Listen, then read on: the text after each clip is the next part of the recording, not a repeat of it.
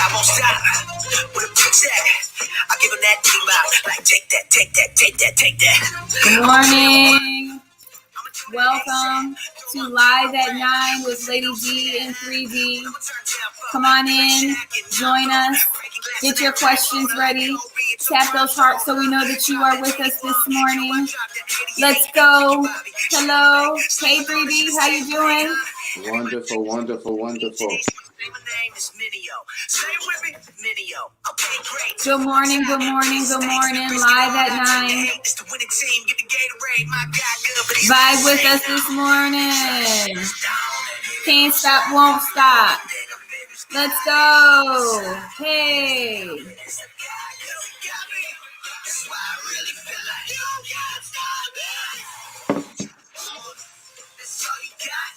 Good morning, good morning. Thank you for joining us. Let us know you're here by adding comments so we can put them on the screen and answer your comments loud.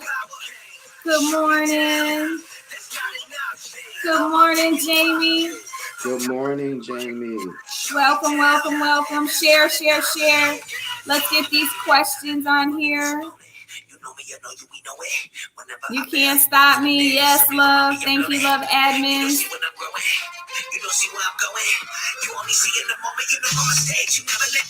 Good morning. How you feeling today? Good morning, good morning, good morning.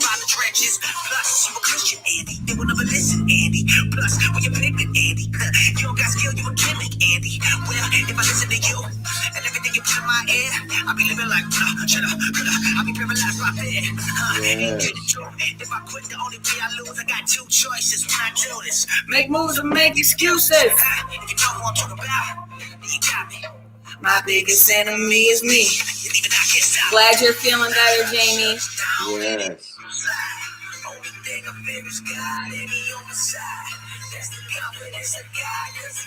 Good morning.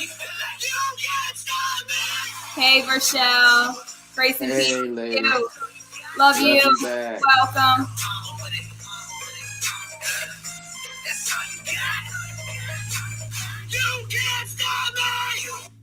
All right. Good morning. Good morning. Good morning. We are live at 9. We're just waiting for some more people to join in, but we have to go forward and keep moving. Yes. These questions are just live questions that we have people just hop on and ask.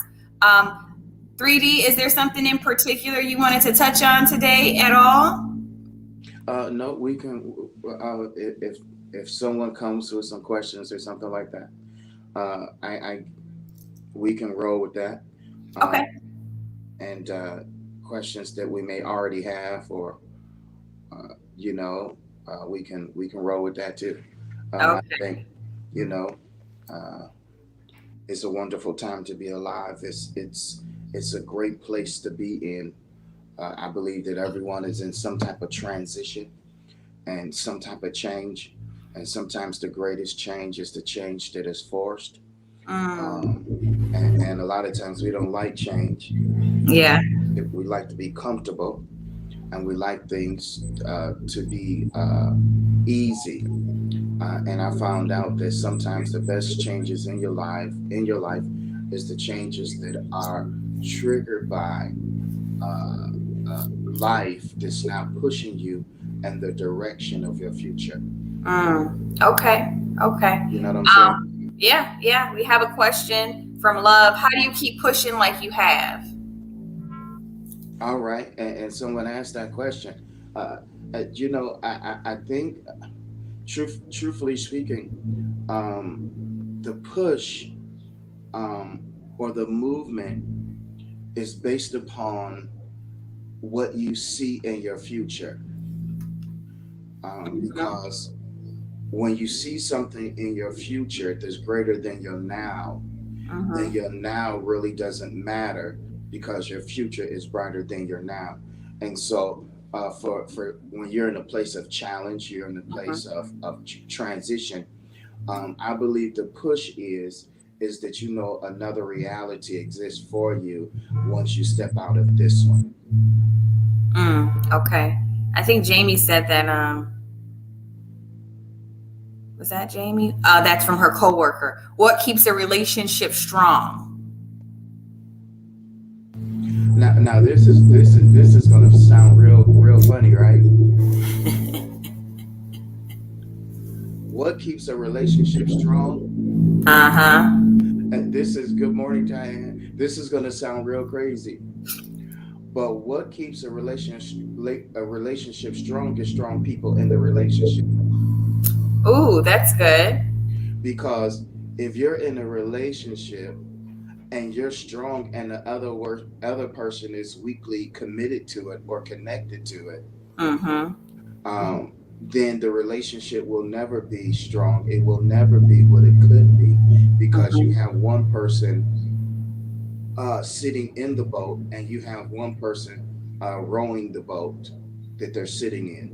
And so what makes a strong relationship is when two people are in the same boat and they're rowing together. So easy point is what makes a relationship strong? Strong people in it. Very good. Thank you. Oh, and by the way, Yeah. that is a choice. Oh. And you cannot make someone choose to be strong in a relationship that they're present but absent. Okay. I think there was a question we overlooked. How do you keep pushing like you have? Oh, we answered that one, but I can go back.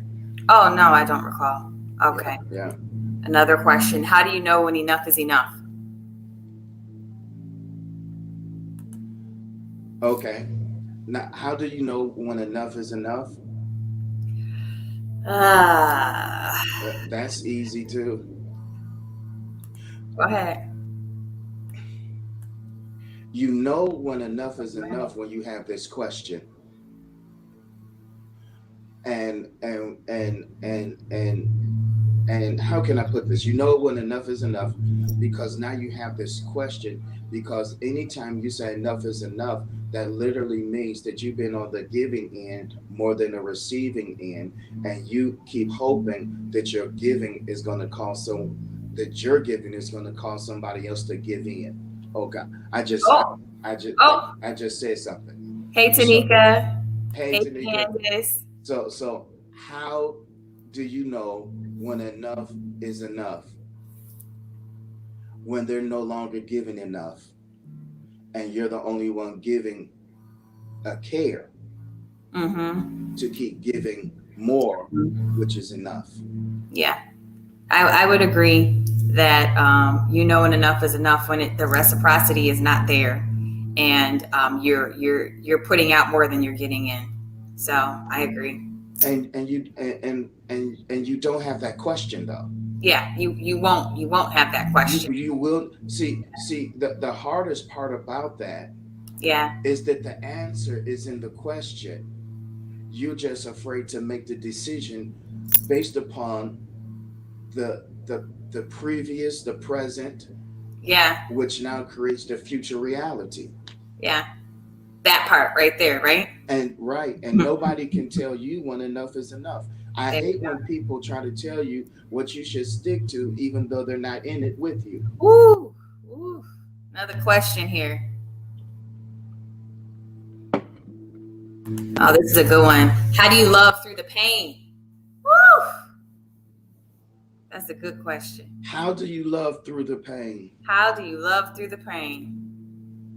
Not Candace say preach. How do you love through the pain? What people fail to realize is that love absorbs the pain. And so when love is a part of it, it absorbs the pain and it gives you the ability to redirect it.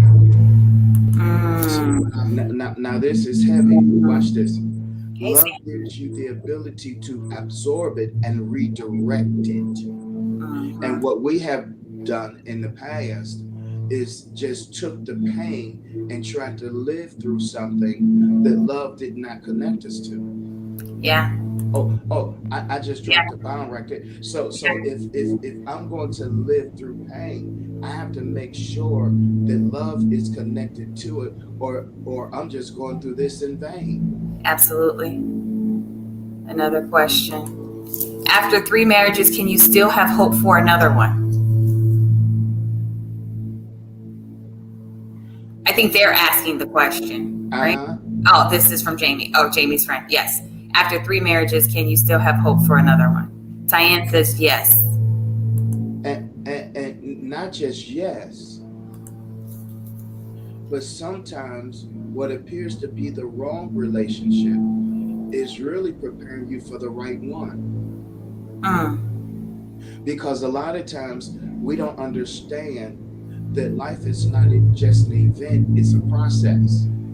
See, marriage, a wedding is an event.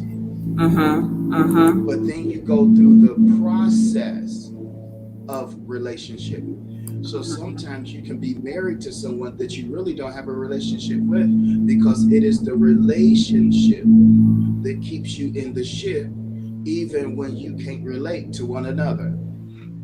Absolutely. Absolutely. So you always have to have hope. But what you gain through the process is identifying now the right one instead of the one you want. Because sometimes the one you want may not be the right one. No, sir. No, sir. All right. Let's get to another question here. Good morning, everybody. Good morning. Thank you for tuning in to Live at 9. Yes. Thank you guys for these wonderful questions. Tap your hearts, tap your likes so that we can see that you're with us. We have a question from Legacy. And then let me add this. Yes. The person said, after 3 marriages, can you still have hope? The hope is not in the situation. The hope is not even in the person that now the relationship or the marriage is over with. The hope is in the fact that you deserve something good. Yes. And as long as you know that you deserve something good, yeah, you don't take on the spirit of that bad relationship, you will draw in the good that you're discharging. Absolutely. All right. We have another question from Legacy. Do you ever want to just stop and doing something else in life? Oh, do you ever want to just stop and probably do something else in life? Now I don't know who asked that. That is a very, very good question. Do you ever want to just stop and do something else in life? Yes. All the time. Every day. Every day. Yes. I'm not gonna add anything else to that. The answer is yes. I want to know who asked that question, because that's a very good question. I don't have the answer to that. All right. Yes, you want to stop all the time. Yes. Especially, you have to remember, especially when you're climbing a mountain or walking into a new place or space that you're not familiar with. You always want to stop, but you can't stop. Can't stop, won't stop. How do you keep your mental health balanced? Ooh, it's a lot of work, actually, to keep our mental health balanced. And we have to keep each other balanced. We have to keep ourselves individually balanced. But having support and love helps us. I know for me, having a plan, sticking to the plan, communication helps. A lot of times, mental health is a battle of the mind. And so we don't have communication. We assume, we take things in, and we don't have the conversations with the people we need to have the conversations with. And so we start battling with things that we really don't have to battle because we're not able to communicate effectively. So for me, having conversations and communicating helps battle mental health and keep things balanced. What about you, 3D? And because we're different people, the way we do it is differently. Yeah. Because you'll you'll have the need to have the relationship. I mean, the communication, um, and sometimes your mental health balance um, is because sometimes uh, you can want the conversation with the person, but in order to have the conversation with the person um, or the people, um, the conversation have to be balanced. See, so a lot of times you have to decide, watch this, to take certain things off of your scale. Yeah. Mental health is a balancing act. Mm-hmm. Mm-hmm. And so if something is up here, sometimes it's just okay to take it off your scale. Mm-hmm. You Mm-hmm. see, take it Mm-hmm. off your scale. And let me tell somebody this, because sometimes taking a break is not quitting. Absolutely. It's just like an electric car. Yeah. It, it goes for so long, then you have to charge it back up. So that means that that electric car has to be parked to charge up. So sometimes it's not that you're quitting, you're Mm-hmm. just taking a break so you can get recharged. Yeah. Yeah. I think that's the part of mental health that and mental health is not having just mental health issues and severe. You know, No, your mental health is your just mental well-being. And I agree with 3D. Some conversations and communication you may not be able to have with the person that you need to have them with. My thing is just communicating. I can talk to my husband about things and he can serve as a proxy for someone I really want to have a conversation with. Because guess what? Everybody's not ready to have conversations. they're And in not. order for you to have a conversation, you got to be honest. And so a lot of times we run from those things and we make things up in our minds to justify our behaviors and our actions. And so you have to be able to keep that balance. And like he said, take things off of your scale. And if you don't take things off of your scale, it's going to go like this. And eventually you're going to crash. And so being able to have balance and understanding what balance means to you is how you keep your mental health balance. That was a really good question. And then the other thing is, and a lot of times we don't like this, but there's a difference between a therapist and a coach.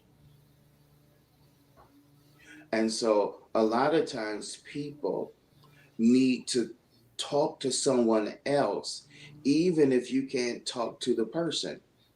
And sometimes you need to talk to someone else, even about yourself, that's in a safe place, a non-judgment place, because your truth may not be their truth may not be your truth, but it's still yours. Yeah. And a lot of Validation. and a lot of times, one of the issues with balancing mental health is the issue of being right or wrong, being accepted or rejected, being celebrated or being shamed for how I feel, or what I think, or what I have done, or what I want to do. Mm-hmm. Mm-hmm. Because mental health deals with hiding behind something that you're holding that no one else can see the reality of it in your own space, Mm-hmm. because all of us are individuals. Even though we're connected to life, we're still individuals. And you have the right, let me say this, you have the right to process things the way you deem, or the way you have been programmed to process them. Mm-hmm. Mm-hmm. One of the things I love, and I'll jump from here, is that we have what I did not have, in a sense that as a kid, we allow our children to be honest with us. Mm-hmm. And Mm. we allow them to be honest with us without us attacking them Repercussions. for their honesty. Yeah. Yeah. And see, part of, and I'll jump off of this, part of why we become mentally unhealthy or off balance is because sometimes the people that help make us don't want to deal with the truth of how we feel about the process that we went through with that person concerning who we are. Absolutely. Absolutely. We have another question. What age should you be stable out on your own? what age. I don't know that. I don't know that it's an age. I think we are so quick to throw our kids out the door at 18 because they're legally of age to be grown. But we all know at 18, that doesn't mean that you're stable and able to be on your own. I think that's a case by case situation. I think that you should have a plan of action for your life. And if things are going according to, your plan and where you're going to be at, for example, if you're in college and going to school and working, and you're 21 or 22, do I expect you to be stable and living on your own? No, I don't. That's my own personal opinion. Maybe you're just working out of college. Maybe you're going to a tech school. Maybe you're just, it depends on what you're doing. But at 30 or 40, there should be some grasp of stability in your life at that point, because you've experienced, you're not a baby anymore. You should be able to manage things a little bit better. But again, it depends on your environment, because maybe you weren't taught right. Maybe you don't know. And the expectation can't be just across the board. 21, you should be. I know some 30 and 40-year-olds that are unstable, that have kids and are married and been married. So that doesn't give that doesn't, it's not an age, I don't feel, that you can say, should you be stable and on your own at what age? Given no additional factors in your life, that's a different story. Well, and at the end of the day, the answer is in the question, though. Because what age should you be to be stable and to be out on your own? Watch this. When you deal with the word stable, there's the word table. A stable person prepares their own table. In other words, you know when you're ready because you're not eating off of someone else. You know how to prepare the table of your life. You know how to provide for yourself, and you know how to maintain yourself. See, stable is connected to table. And so when you have the ability to create your own table, and the table that you can create is stable, then you know that you're ready to be out on your own, because to be out on your own literally means that you have the wherewithal to provide for yourself. Because we have people that have parents with money that pays for their apartment, pays for this, and pays for that. And so that doesn't mean that person is stable just because they have stuff. What makes a person stable is your table that you'll now consistently, out of your own strength, out of your own inertia, you now prepare that place that you eat at, meaning the place that's connected to your now and your future. And that's when you know that you're stable. So you can be 18 and more stable than your parents. You can be 20 and more stable than your friends, because of the table that you have prepared. See that? See that? The table that you have prepared. There you go. Very good. Yeah. Let me see if there's another question here. We have so many comments. Thank you guys for joining us. Thank you for being a part. Please hop on to our group, Wealth Nation, so you can be notified, turn your notifications on so that you'll know when 3D goes live and you can hop on and get some wisdom nuggets, Yes. And always remember this. And this is so powerful, because stable is table. Watch this. And I want you to catch this, because it really deals with responsibility. And sometimes there's certain levels of growth that you'll never have until you take on that responsibility. And that's the problem with most people. And that's why most adults never grow up, because their stability is connected to somebody else's table. Or their stability. Yeah, that's good. Hey, Tiffany. She said, Hey, amen. Good Tiff. morning. Good morning. Thanks, Tyann. Thank you. Any Do we more have questions? any other questions from any of our viewers? Thank you guys for joining. We can see that you have joined. We have some likes and hearts. Thank you guys so much. If there's any other comments or anything you guys have before we get ready to close out today, 3D, do you have anything, Yeah, any final words or comments you want to add? I really do. And it's an amazing thing. How's wealth transferred? Go ahead. How is wealth transferred? Yeah, that's from 3D. All right. Now, in order to transfer wealth, you have to have it.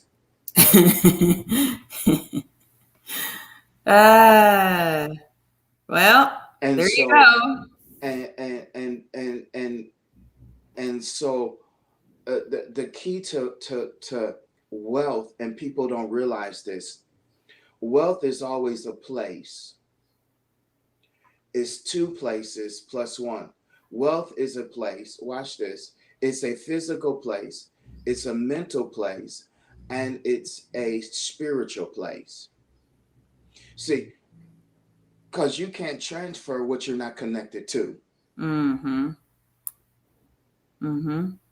And so, in order to transfer wealth or get the transference of wealth, one of the hardest things you have to do is detach yourself from unhealthy people Oh boy.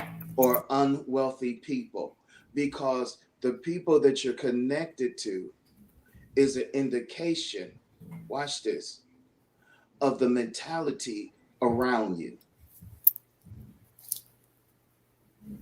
So, how do you transfer wealth? First, I love this because, and I said I was going to teach on this. Hey, I was going to teach on this because watch this. In order to transfer wealth, you first have to have money. You leave from money to rich. Then you leave from being rich to being wealthy, and all of it is a process. If you want a wealth transfer, there's three S's in your life that I said I'm gonna write this right. There's three S's in your life to let you know, and to position you for the transfer or the capture of wealth. See, it's not transferring wealth or the transference of wealth. It's capturing the stream of wealth. That's why I love the scripture. It says, and God has put you in a wealthy place. Because wealth is a place that you have to go to depending on where you're from. Most of us have to go to a wealthy place because ain't nobody around us wealthy. And just having money and stuff doesn't make you wealthy. See, Boom.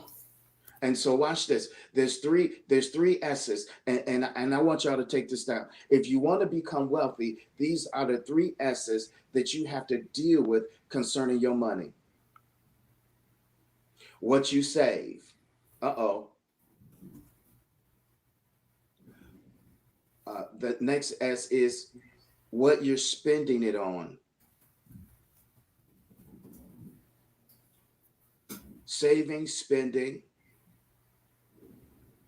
Watch this.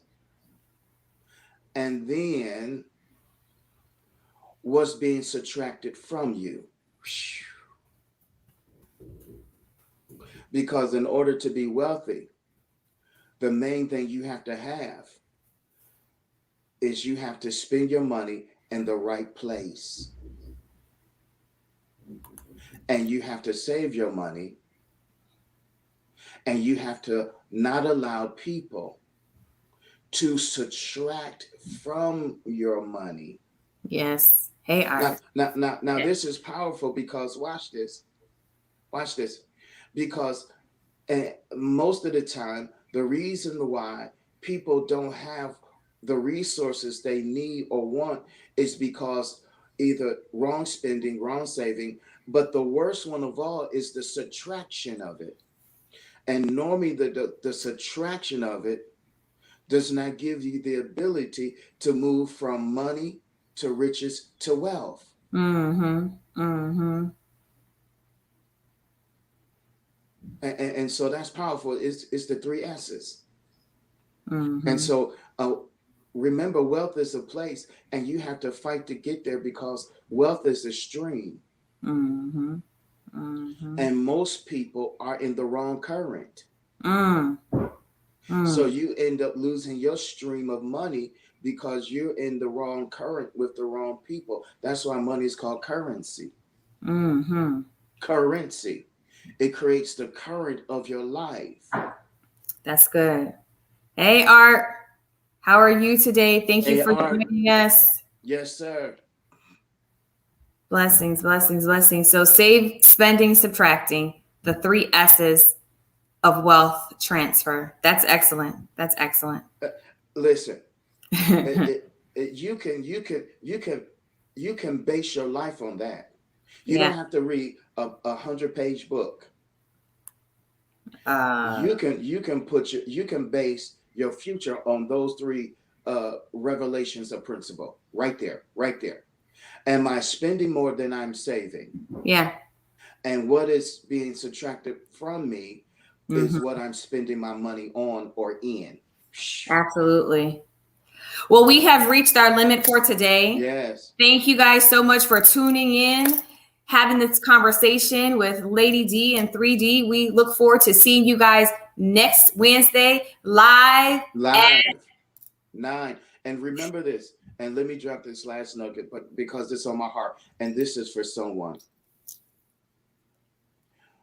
Quit regretting what you have given, what you have sacrificed, and what you have loved for.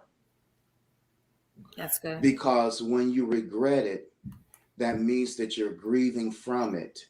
And anytime you are in grief, you are in the mode of death. Oh boy. Because grief subtracts from the energy of your life. Yes. Instead of pouring strength into you. And so I need somebody right here to say, I will not regret, and I stop grieving over, and this is for one person in particular, I will stop grieving over what it appears to be that I have lost. Now this is for somebody.